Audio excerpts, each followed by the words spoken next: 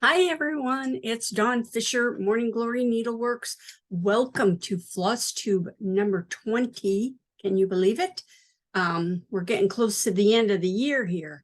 I just want to, again, thank everybody who watches my videos and subscribes. I really appreciate it.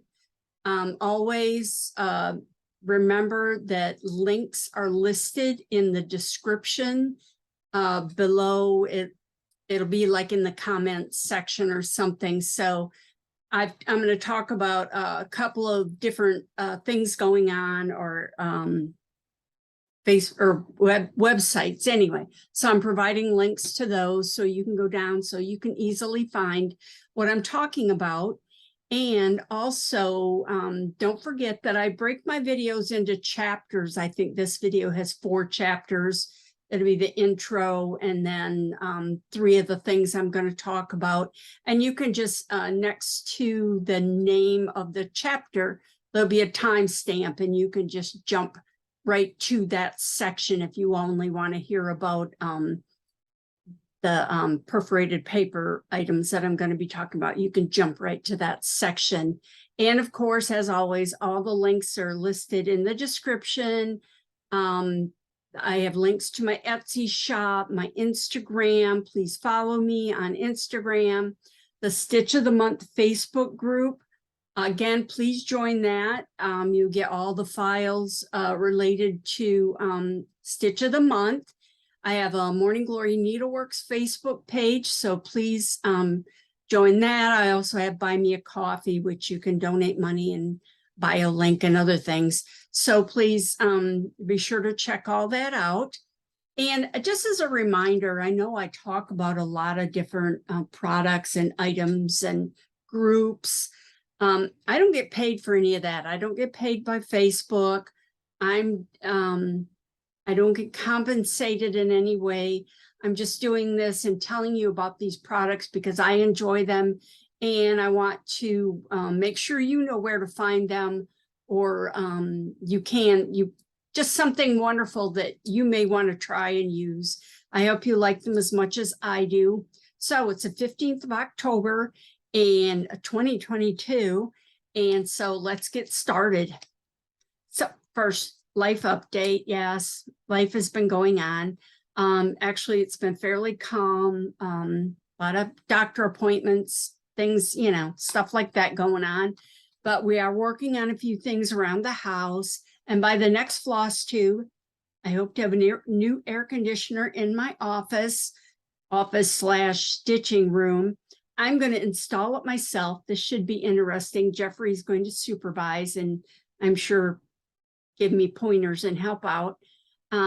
Unfortunately, my office does not have actual AC. We have central air in the house, but there's no ducts. This room was kind of built on to the back of the house. Our house was built in, I think, 1945. And it's been added on to over the years. And the dining room and then this office were built onto like the side of the house. And then my office is kind of in the back. But there's no AC ducts in here. So somebody at one point put in a window air or a wall air conditioner. They took a window air conditioner, cut a hole in the wall, put some pieces of wood trim around it to kind of hold it in place. And then because it didn't fit right, they ran a lot of caulking around it. Anyway, so it's not pretty and it's very noisy and very old. It's also up toward the ceiling. So I have to stand on my tiptoes to reach it and turn it on and off. So I had bought a new air conditioner, a new window air conditioner, because I do have a window in here. But then like life got in the way, a lot of things happened. Jeffrey was in the hospital last year. This year, we've had a lot of stuff going on. So I finally decided, dang it, I'm going to get now that summer's almost over with, I'm going to get my window air conditioner put in here. So I did some research, of course. Google is our friend. I went and I found some installation because of the way our window is. It doesn't have a flat ledge where you could just set it. So anyway, I did some research, found a fancy bracket, a good heavy bracket for it to sit on so it won't fall out of the window. So Jeffrey ordered the bracket for me, so we got that. So now I just have to go out.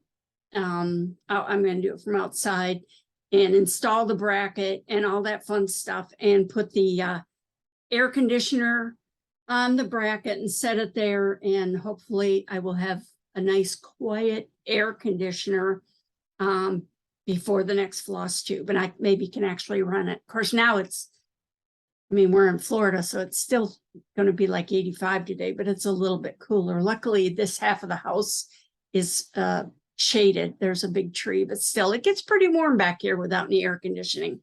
So anyway, please keep your fingers crossed and think of us in the next couple of weeks when we go out there and between the two of us try and install this air conditioner by ourselves. Well, Jeffrey knows how to do it, but this is going to be new for me. I'm getting the drill out and all the socket and whatever else it calls for. So that was that. And I also want to talk about today in my Facebook memories, it came up a year ago today, my poor kitty, Glinda, swallowed a needle. It was horrible. It was a very small needle. And people go, how do you leave it around, your cat? But I'd had her for over 12 years and I've been stitching that whole time. And she has never even looked at my needlework, but it was on a scroll rod and a frame sitting next to me on the couch. And I set it down to go, actually, I think I went to go feed the cats. And for some reason, the needle was threaded and it was actually still hooked to what I was stitching on. But she went up for some reason and grabbed the thread and the needle and swallowed it. And I wasn't sure actually if she had swallowed it or not. I know she was upset, but she may have just, I thought maybe she had just poked herself or something with it, because she ran off and went and hid.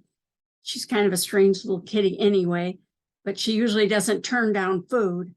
So the next day, of course, I couldn't find the needle. So the next day I took her to our vet, the vet who's been taking care of her all these years. And the vet checked in her mouth and they finally did an x-ray and saw the needle right by her larynx in her throat. So, and they just said, we can't do anything. We won't even attempt surgery on her because of where it is, because of the veins and the other things in her throat. We won't, we don't want to attempt that. So you need to go to the emergency vet.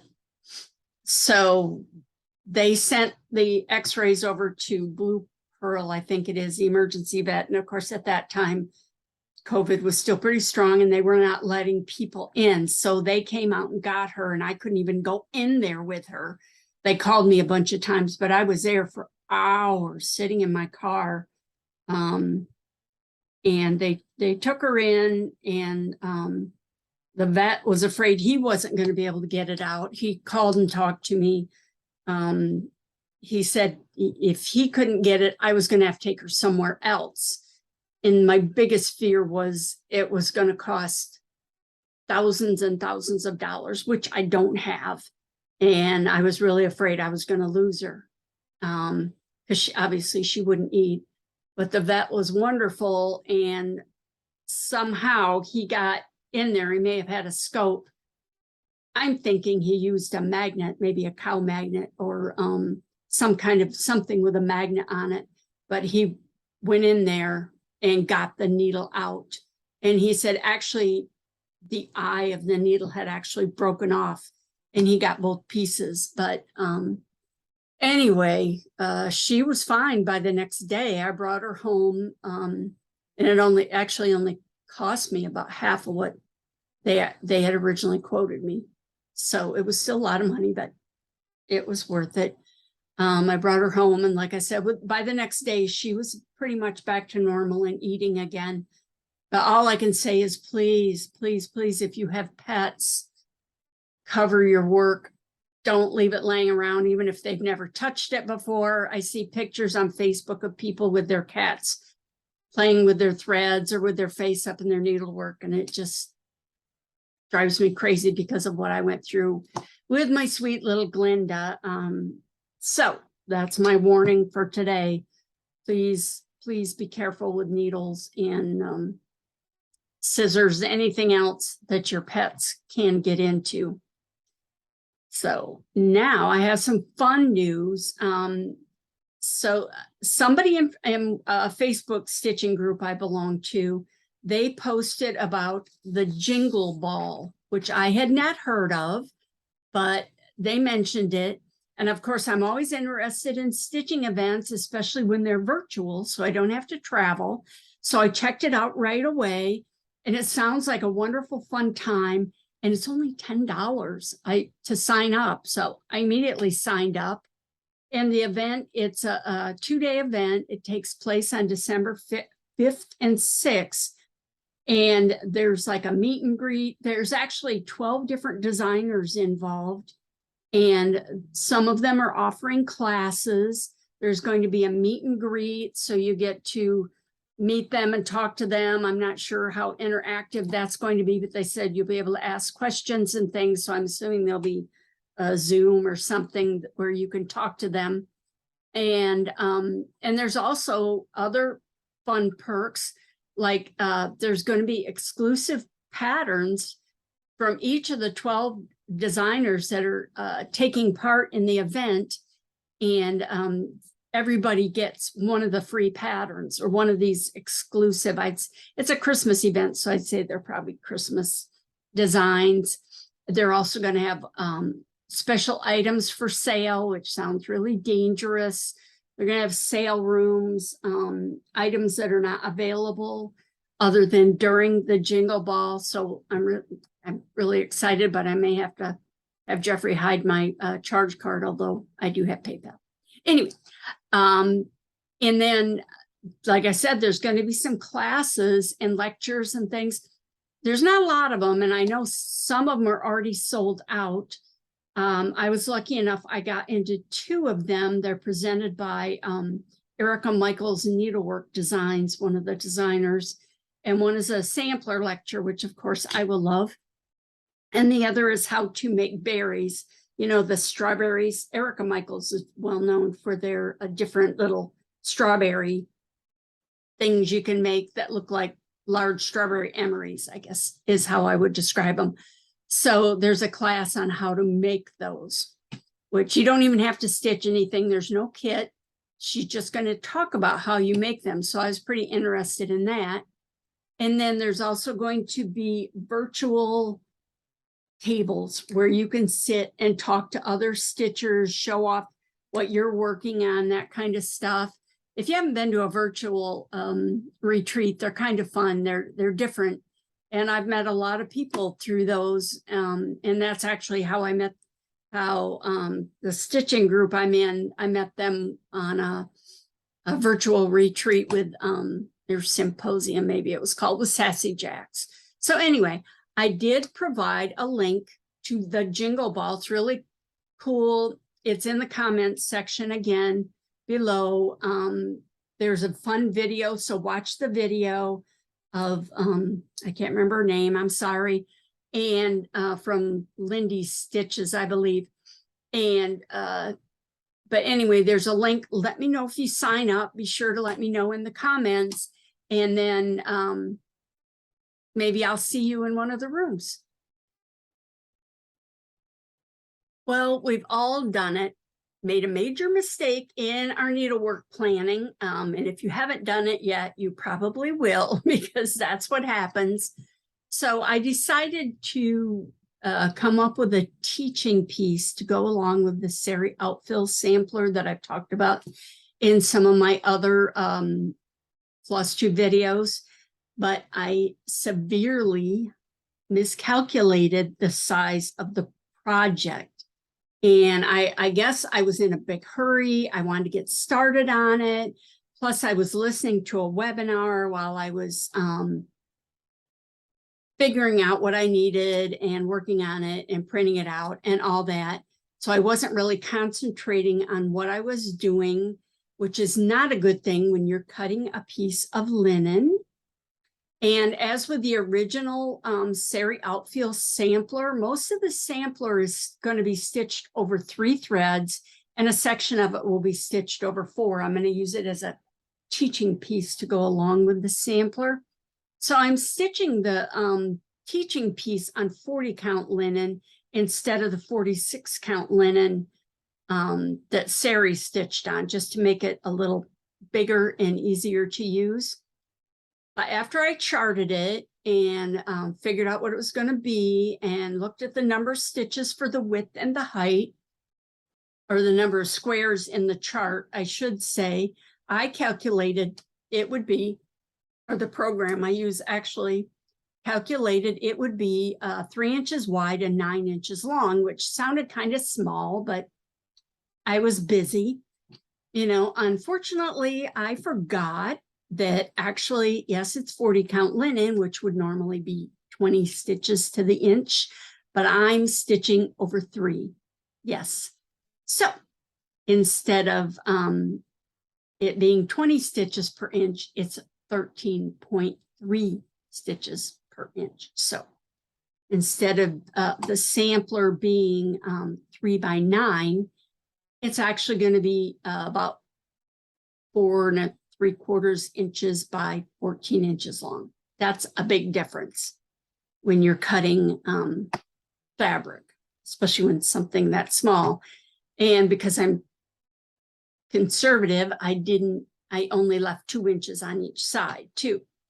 So luckily I didn't get too far before I figured it out, other than I did cut the linen. And so now I have a piece of linen I'll have to use for something else. But I'm going to be cutting new linen probably today or tomorrow and restarting the project. So, and I'll show you, this is what I have done. You can see, because I was stitching along and I'm going, that looks like it's about 3 inches, and I still have, okay, you can see the 2 little S's there. I have to put 2 more of those on. So I knew it wasn't going to fit. So needless to say, this is all going to be cut out. Luckily, it's not, like I said, I didn't get too far, but I'll be cutting new linen. And I was kind of figuring it out anyway, because this is satin stitch and I have to calculate how it needs to fit in there exactly. So, but I've decided, instead of saying measure twice and cut once, my new motto is now pay attention, calculate twice, and cut once. So we all learn, at least hopefully I learned from this. Now I usually talk about like needlework items or needlework tools in my collection. And then I talk about maybe some antique needlework sampler in my collection. But for this FlossTube, I'm combining this into one talk about perforated paper needlework.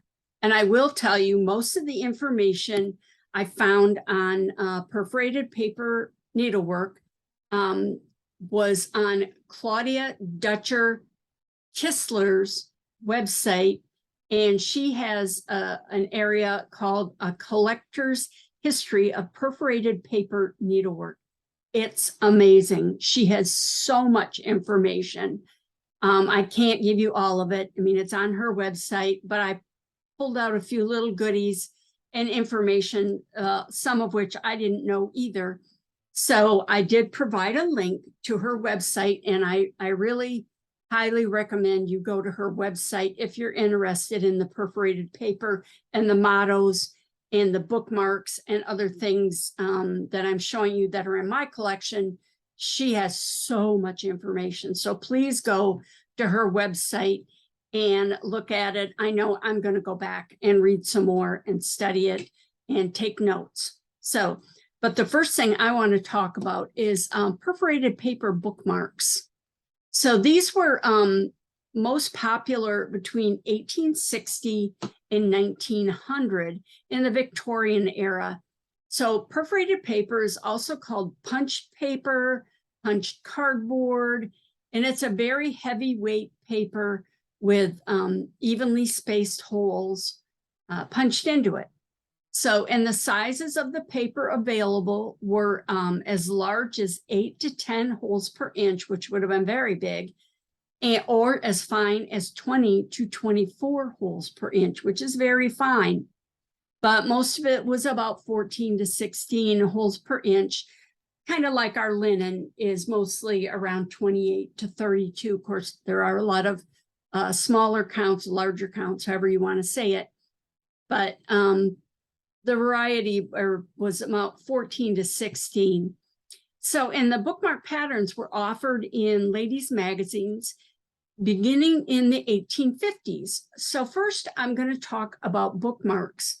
There were two types of bookmarks worked on paper, and the designs were either stitched freehand on the paper or counted from a pattern. And then there were ones with the design was pre-printed on the paper itself. You bought the bookmark and it was already printed. And I have both in my collection, so I'm going to show you those now. Now, this is a very fine one. I have some that are very fine, some that are obviously worked by young children and not as well stitched, but they're fun and I love them. So this one,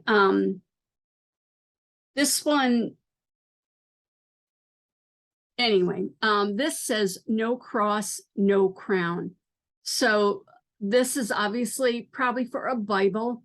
It's lovely. It's worked beautifully. Now this is actually, when I bought this, it was, it's actually mounted on foam core, and then they shrink wrapped it. And I kind of left it in there to keep it from being damaged, but there is a reflection on it.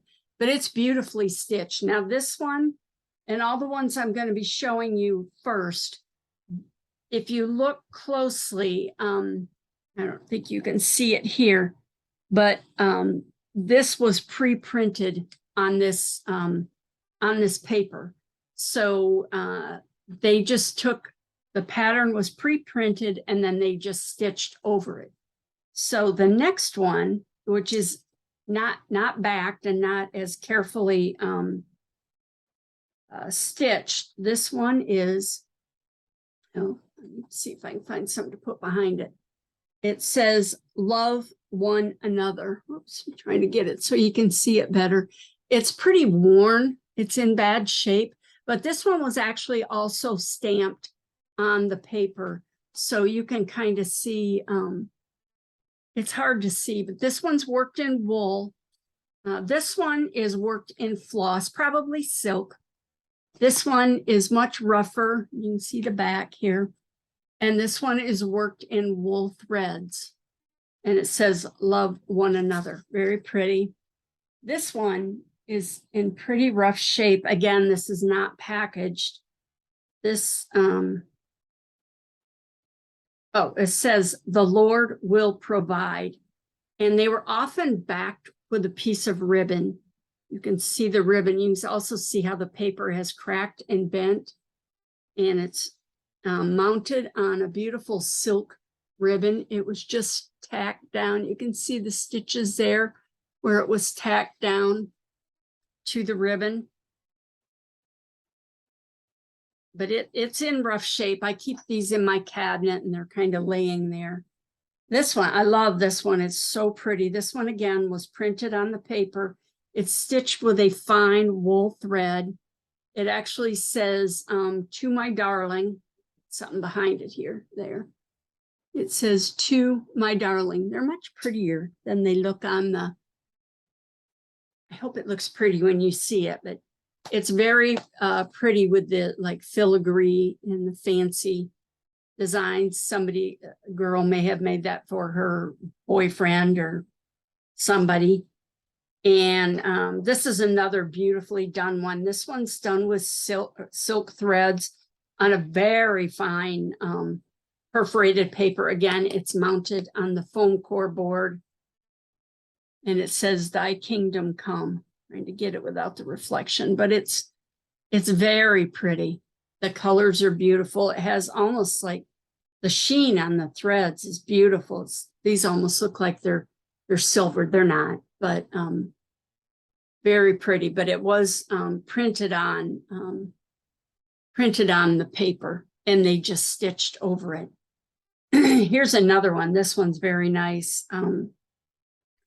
It says, "The fear of the Lord is the beginning of wisdom," which is often used on samplers. This is a fairly large one. Again, it's mounted on foam core. All these ones mounted on foam core I bought at one time from one dealer. Excuse me. I also have some in a frame, but I don't have those out right now. But this one is very pretty and finely done, but it is stitched with wool. And I can just see under the, you probably can't see that, but you can see where it's printed in, looks like in blue on the paper. Okay, now these next ones are not printed on the paper. These were just hand done. And this one, I actually have a free handout of this one done. I need to put it in the Stitch of the Month Club. It says My Bible. Obviously, it was a bookmark for a Bible. It's not backed or anything. There's no name or anything on it. It's worked in wool, but it looks like there may have been some metallic thread that has deteriorated, oxidized, whatever. And here's another one, which is obviously for their Bible. Bookmark for their Bible. It says Holy Bible. It's in bad shape. I can usually, actually there's two of them there. I can usually pick these up. If I see them, I'll pick them up fairly inexpensively. This is good if you want to start collecting needlework. You can usually get these fairly inexpensively. I've seen them, and people don't know what they are, so they think they're a sampler.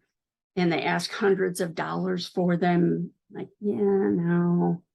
And this one says, "There is rest for the weary." It's kind of hard to see.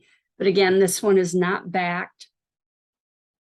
And it's done with wool on perforated paper. This one may have had the design written on it. I didn't think it did, but it probably did. Now that I look at it. And this one is really pretty. It's in I've got it in a little bag here. Kind of reflecting. Take it out of the bag. It says, I drop it. This says, I don't know how to pronounce it. It's in French. Like pense à moi, which means think of me. I believe that's what it says. It's hard to see there, but it's really pretty because they cut the edges on it.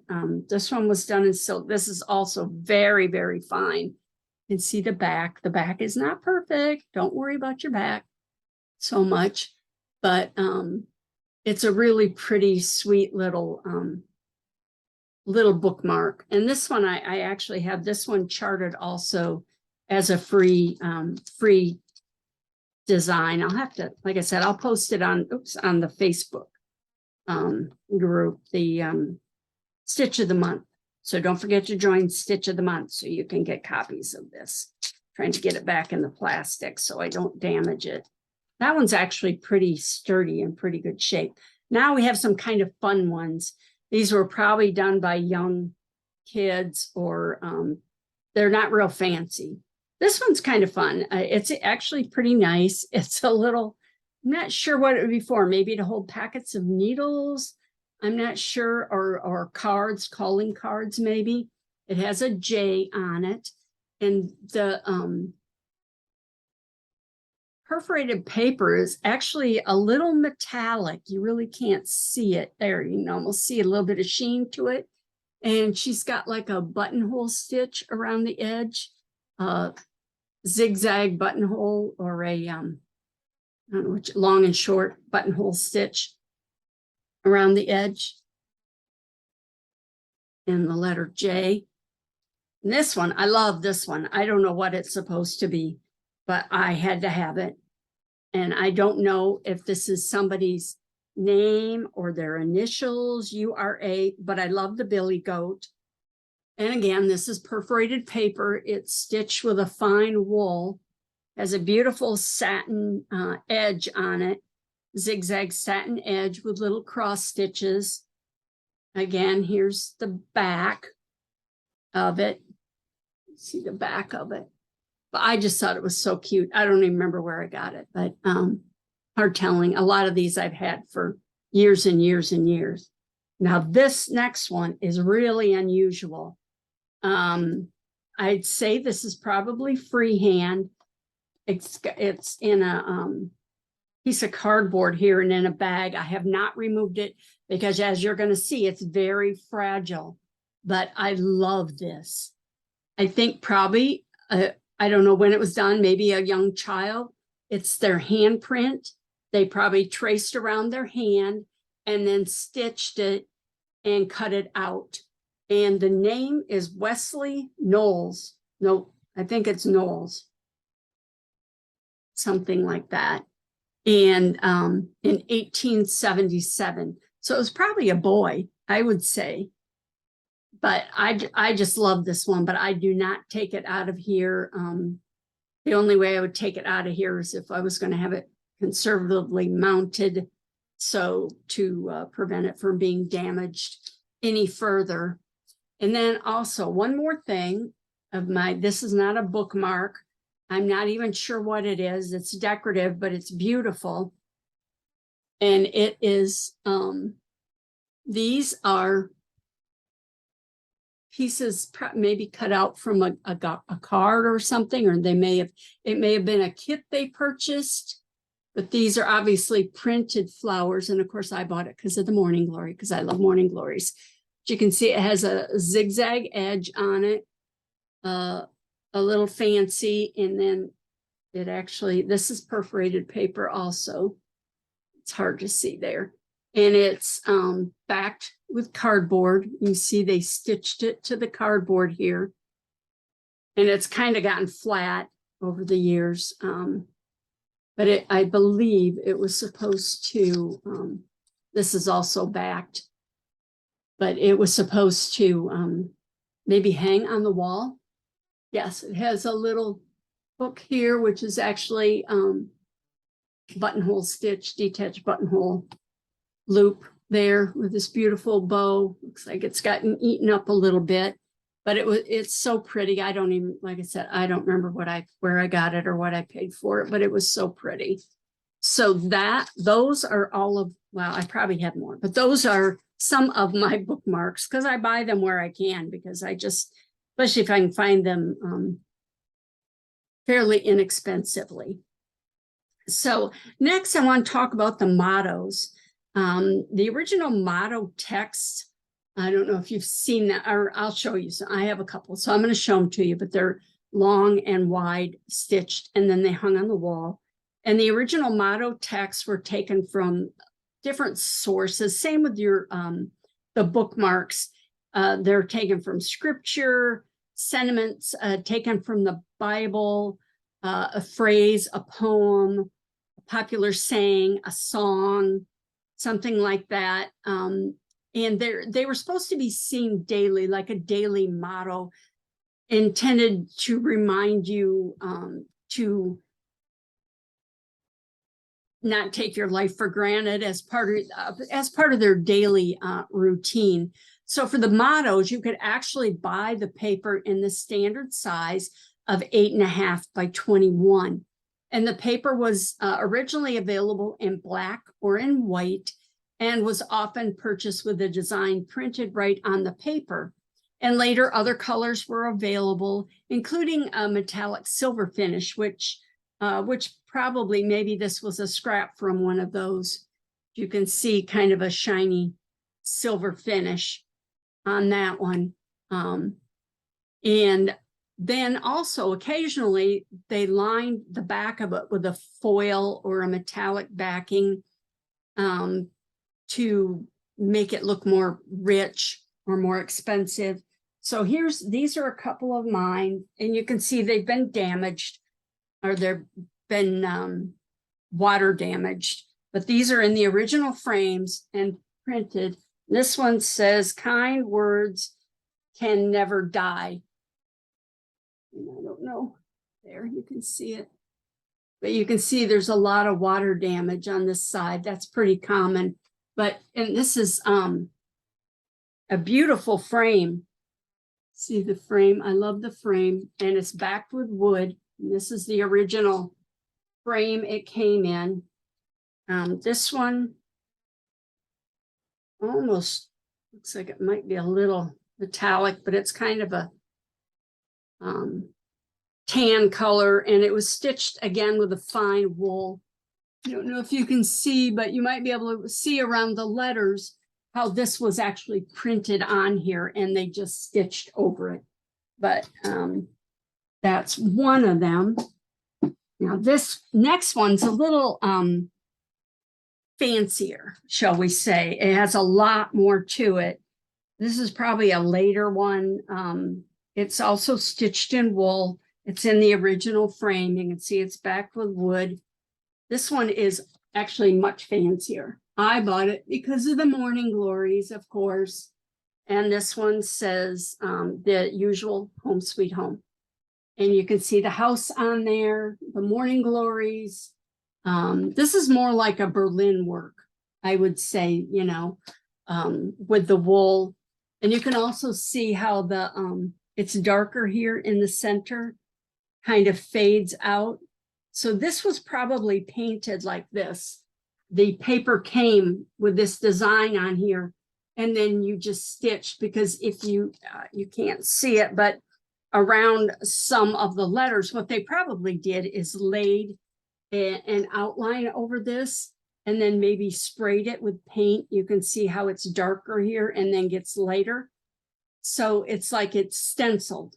And then they stitched the design over top of it. So it's dark and then goes out to light. Let me see here.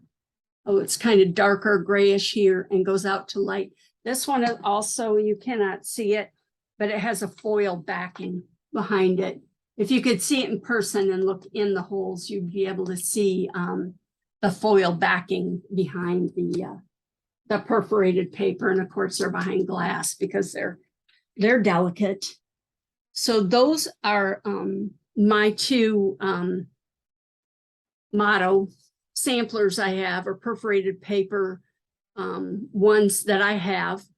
So now I'm going to talk about a sampler I have that's fabulous, and I can't remember if I've already talked about it on my FlossTube or not, but if I have, I hope you'll enjoy seeing it again. I can't keep track of everything I've talked about.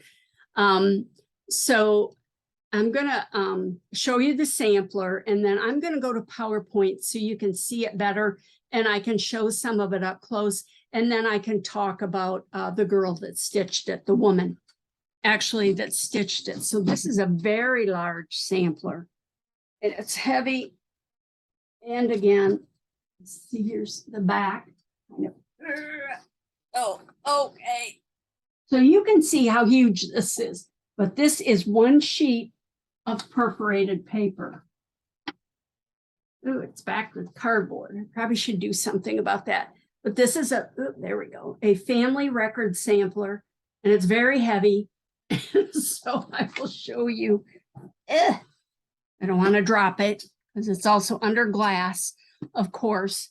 So I'll set it there and hopefully I won't knock it over. But anyway, I'm going to go to PowerPoint and show you the areas up close so you can see some details of it. And then I'll tell you a little bit about Eliza, who stitched it. Okay, so now you can see the sampler. It doesn't look near as big or as pretty. It's very, very pretty. I bought this at an auction And I didn't pay a lot for it, but a few people bid against me. But anyway, I bought it at an auction here in Florida. I think it was in Sarasota quite a few years ago. But so this is a family record, and it was stitched by Eliza Gibbs in 1855 when she was 25 years old. Now that's fairly late age for stitching a sampler.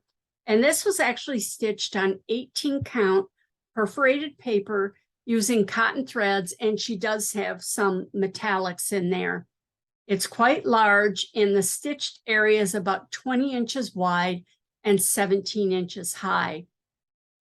And it's funny because the motto samplers are 8.5 inches wide or 8.5 inches high and 21 inches wide. And this is actually double that size because 17 inches is 18.5 twice. So I don't know how that worked out, but that just came into my head. So anyway, Eliza has, she's listed her parents, Elijah and Serena, and their 10 children. And so the sampler records everyone's birth date, their marriage date, and their death date. And you can see that 4 of the children died in their youth. Some died very young. Sarah died when she was 2. Sarah Gibbs. Let's see, I was trying to look. Elijah Gibbs, he died when he was in 1836. So he was just a young child also. And Laura and Lester also were just a few years old when they died. Very sad, very common in that day. So here again, you can see a close-up of all the names and the dates they were born. There's the information on Eliza. Her line down at the bottom is her date of birth, her marriage date, and her death date. Somebody else obviously added the death dates later. You can see they're stitched in different colors. So, and she married when she was 34. I mean, she was older when she stitched this. She was 24. And then she also married later in life at 34. That's quite a bit older than the normal marriage age. But because of all this information, I was able to do a search and find out more about Eliza because I had her parents' names, everybody's birth dates, brothers, sisters, everything. So Eliza was actually a teacher, and she married Edward D. Norton, who was 39 on November 6, 1864. And Eliza and Edward had one daughter, but sadly, Eliza died of consumption at age 44. And I believe consumption is now tuberculosis. And sadly, her daughter, Sarah Eliza Norton, also died of consumption at a young age. So that is this sampler. So I hope you enjoyed it. It's a lovely sampler. The picture doesn't do it justice. It's much prettier in person, but it's also very huge. So I hope you enjoyed that. And I will go back and so you can see me again. So here I am back again. So that's it for FlossTube 20. Thank you again to everybody who watches my videos, subscribed, liked, all that. I really appreciate it. I know there's a lot of people out there to watch, so I really appreciate anybody that takes the time to watch any of my videos. Be sure to subscribe so you'll know when the next post or the next video comes out. Be sure to comment. I'd love to see any information you want to share or anything. Let me know if you sign up for the Jingle Ball. I'm really excited about that.